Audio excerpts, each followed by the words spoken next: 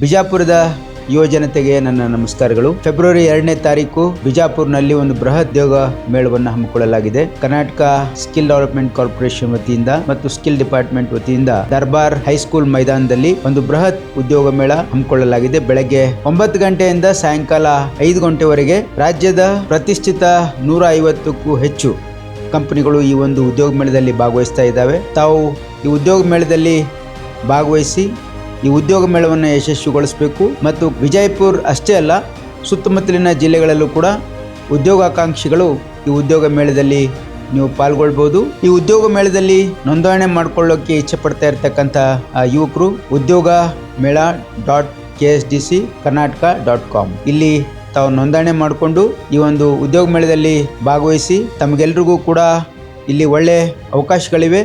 ಹಾಗಾಗಿ ಈ ಒಂದು ಉದ್ಯೋಗ ಮೇಳದಲ್ಲಿ ತಾವು ಪಾಲ್ಗೊಂಡು ಇದರ ಸದುಪಯೋಗ ಪಡಿಸ್ಕೊಳ್ಬೇಕು ಅಂತಕ್ಕಂಥ ಮನವಿಯನ್ನು ನಾನು ತಮಗೆ ಮಾಡ್ಕೊಳ್ತಾ ಇದ್ದೀನಿ. ನಮಸ್ಕಾರ.